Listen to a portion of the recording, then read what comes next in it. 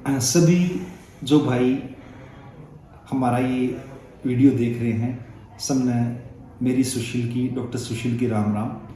और हमारा जो ऑफिस है भाई वो गीता कॉलोनी पानीपत में है।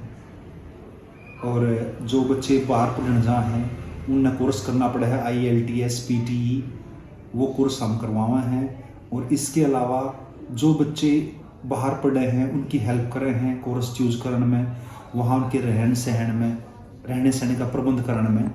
और इस वीडियो में इससे पहले एक बात और जोड़ना चाहूँगा मैं, हम यू काम 7 साल तक करने लग रहे हैं और हमारा घना एक्सपीरियंस है इस काम में। इस वीडियो में मैंने बताऊंगा कि बहुत सारे बालक जो कनाडा में फाइल लगावे हैं उनके रिफ्यूजल्स क्यों आवे हैं। तो मेनली 4 कारण हुए हैं, उन चारों कारणों के बारे में मैं इस वीडियो में बताऊंगा अपने। पहला कारण यूँ है, जब बालक को फाइल लगा हुआ है, लड़का या लड़की, तो क्या होता है कि भाई उस कंट्री का जो, उस देश का, जो कनाडा की बात करेंगे यार, उसका जो वीजा देने वाला आदमी है उसको बच्चा ये फील नहीं करवा पाता, ये नहीं बता पाता कि भाई मैं इंडिया में वापस आऊंगा। बालक चाहे थोड़ा जाकर रह सके पढ़ने के बाद, लेकिन जब वो पहले फाइल लगा होगा तो उसने वीजा ऑफिसर को भी समझाना पड़ेगा भाई मैं इंडिया में वापस आऊंगा, भारत में उल्टा आऊंगा। और उल्टा आने खातिर उसने क्या क्या लिखना चाहिए, उसने एक 2-3 पेज की एक चीज लिखनी पड़े है, उसको बोल रहे हैं स्टेटमेंट ऑफ पर्पस इंग्लिश में। उसमें ये बताना पड़ा है भाई मेरे फैमिली के मेंबर इंडिया में है, मेरे माँ बाप से मेरा घना प्यार है, मेरे भाई बहन है, इसलिए मैं उल्टा आऊंगा। और क्या दिखा सके है, अपनी प्रॉपर्टी दिखा सके, भाई हमारा 20-30 किले हैं या प्रॉपर्टी है, जमीन है, भाई भारत में आकर अगर मैं ना आता हूँ कौन देखभाल करेगा।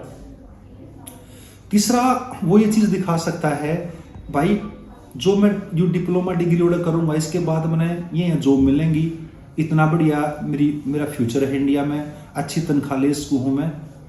ये चीज़ जरूरी दिखानी चाहिए उस स्टेटमेंट ऑफ पर्पस में जो लिखना पड़ा है 2-3 पेज का। नेक्स्ट बात क्या है, बहुत सा जो दूसरा कारण क्या है रिफ्यूजल का, दूसरा कारण यूँ है कि कई बार फंड पूरे नहीं होते। फंड पूरे होने का मतलब कैसे है, जैसे एक बालक 2 साल खातर पढ़ने जा है, उसने चलो 1 साल की फीस भर दी और एक खाता खुलवाना पड़ा है GIC, वो खुलवा लिया।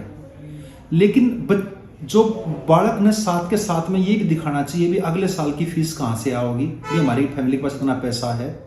उसके लिए एक सर्टिफिकेट बनाया है जिसका नाम हो नेटवर्थ सर्टिफिकेट, वो दिखा सके है। अपने माँ बाप की ITR दिखा सके है। अपना कोई और रिश्तेदार हो, एक दो जो खास रिश्तेदार है, ब्लड जो खूनी संबंध है जिससे, उसकी ITR दिखा सके, उसकी थोड़ी बहुत प्रॉपर्टी दिखा सके, उसका एक लेटर लगेगा साथ में, letter of spot, affidavit of spot, वो ला सके। तो पैसे का पूरा प्रबंध दिखाना पड़ेगा बच्चे ने भी, अगले 2-3 साल जो रहेगा उड़ा है, कैसे फीस भरेगा वो, कैसे खर्चा चला होगा। तीसरा कारण जो रिफ्यूजल का जो भाई मना करे हैं किसी की फाइल ने, तीसरा कारण यूँ है कि कई बार जो कोर्स चूज करे हैं वो कोर्स जो बालक की पढ़ाई तय डायरेक्ट संबंधित नहीं होता। बच्चे ने पढ़ रखी है 12वीं कॉमर्स साइड तय और उड़ा जाकर कोर्स चूज कर लिया साइंस का, तो वीजा कैसे आएगा?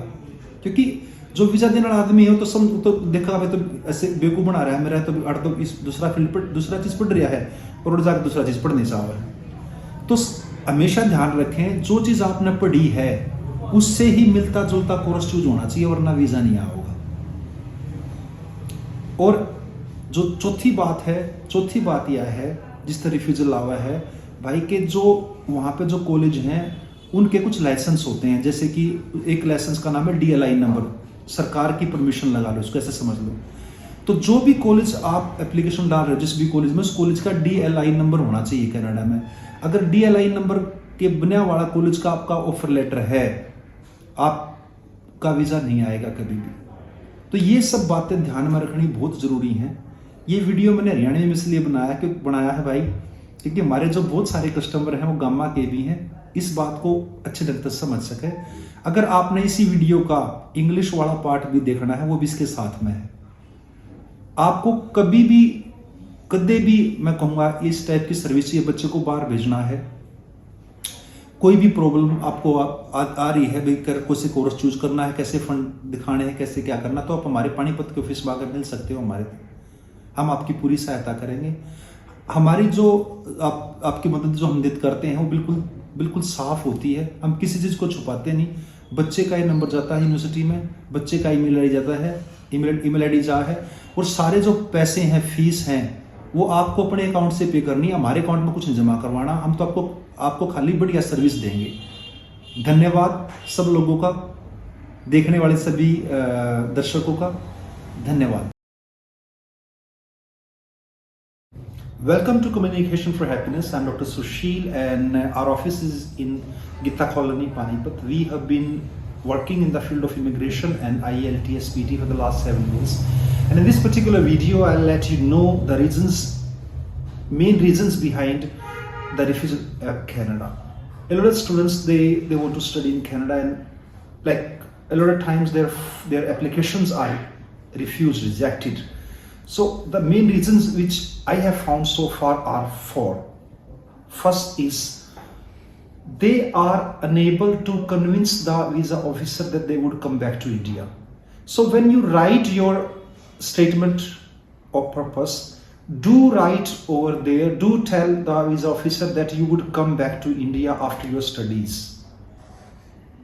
There are many grounds on which you can convince the officer. First, like your family ties, that you are well attached with your family. Second is enough assets or funds in your home country. Third is job opportunities, that after doing this course, this diploma, this degree, I'll have ample number of options in India that would bring me back to my country. And the second reason is the main reason, actually I should say, that is lack of funds. When you want to study in Canada, always show adequate funds, like covering your rest of tuition fees, your living expenses. I'd suggest that each student should offer one property net worth certificate besides funds in bank accounts of parents. And the third thing is relevancy of your diploma degree. And like a lot of times what happens, like students, they don't know any idea which course they should pursue over there in Canada. They just go to an agent and they just give their documents, and whatever the agent suggests, they go for that course. It should not happen. Like, see, if you have done nursing and you are told to do some business course, you would never get your visa, because there is no relevancy of education. So the main thing is, when you decide a course, that should be relevant to your previous studies.